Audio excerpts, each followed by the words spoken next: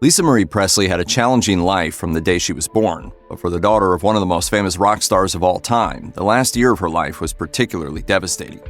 2022 saw Lisa Marie Presley winding down litigations that stretched back years. Many had been concerned with money. The estate she inherited from her father was largely overseen by Presley's business manager Barry Siegel for years, and Siegel was instrumental in the deal Presley made in 2005 over Elvis Presley's intellectual property rights. But by 2018, Presley and Siegel had launched competing lawsuits against one another. Presley claimed that Siegel's mismanagement had cost her millions, while Siegel alleged that a spendthrift Presley had stiffed him on $800,000 worth of bills. Presley's finances entered into her legal battles with her ex-husband Michael Lockwood. She filed for divorce from Lockwood in 2016, and the two fought a lengthy and acrimonious custody battle for their twin daughters. The divorce itself wasn't finalized until 2020, and the fight for custody and child support continued well into 2022. The Blast obtained court documents showing that Presley pulled in a monthly fee of over $104,000 from businesses related to her father, and another $4,361 a month for her work with Graceland. However, it was not enough to offset her debts, estimated at around $4 million.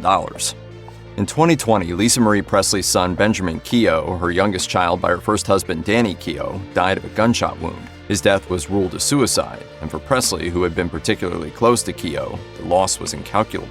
After his death, she vanished almost entirely from the public eye to cope with the grief. For National Grief Awareness Day in 2022, Presley stepped out to share some of how she had dealt with the previous 2 years. Taking pen in hand, she wrote a short essay for People. She raised 3 points from her own experience: that grief is a natural emotion that endures for life, that the grieving need a support network and often can't maintain one, and that premature and tragic losses, like a parent losing a child, can leave survivors judged and ostracized. Without naming names, Presley implied that longtime friends and family hadn't been there for her since Keough's death, though she had found help through support groups and a select few old faces from her life. Presley ended by encouraging anyone who knew someone struggling with the loss to reach out and support, noting how difficult it was to keep going. Her own motivation to do so, she said, came from her daughters.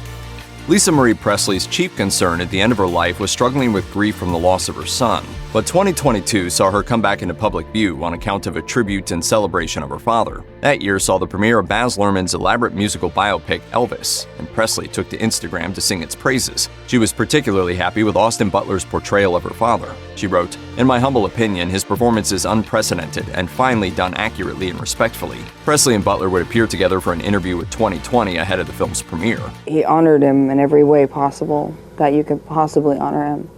Butler and Luhrmann introduced Presley, her daughters, and her mother ahead of a ceremony wherein the women put their handprints in cement at Grauman's Chinese Theater.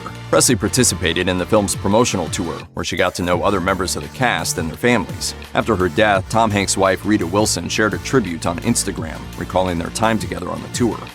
The beginning of 2023 saw Graceland celebrating what would have been Elvis Presley's 88th birthday for 4 days straight.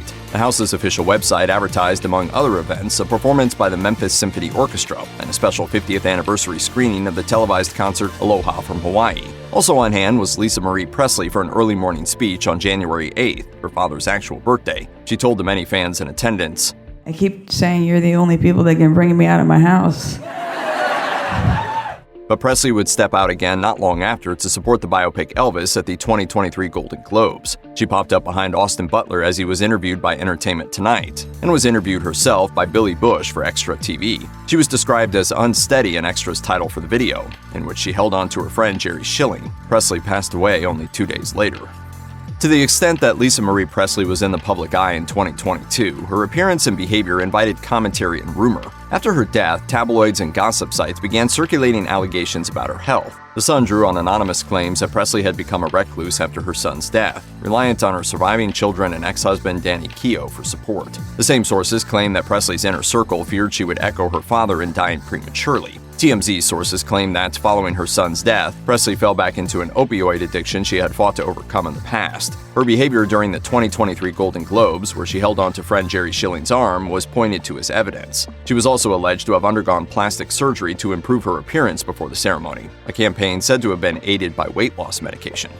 Shortly after Lisa Marie Presley's death, her mother Priscilla challenged the terms of her last will and testament, alleging possible forgery. The dispute potentially set Priscilla against her granddaughter Riley Keough, whom Lisa Marie Presley had named as successor trustee of her living trust, replacing Priscilla. Various tabloids insinuated that Presley had been at odds with her mother and other members of the family before her death. According to a TMZ documentary, Lisa Marie and Priscilla had supposedly fallen out to the point where they had no relationship to speak of. Any shows of affection during a promotion related to the Elvis biopic or at Presley's funeral and memorial were for public display. Presley was also said to be estranged from one former husband, Michael Lockwood, who had a particularly difficult relationship with another of Presley's exes, Danny Keough. The same documentary also claimed that Presley took out 3 life insurance policies shortly before her death, allowing her to leave an estate worth several $1 million to be divided among her 3 daughters. Their own future was marked by questions concerning custody and potential future contact between the wider family and her 2 youngest daughters by Lockwood. If you or anyone you know needs help with addiction issues, help is available. Visit the Substance Abuse and Mental Health Services Administration website or contact SAMHSA's National Helpline at 1-800-662-HELP 4357.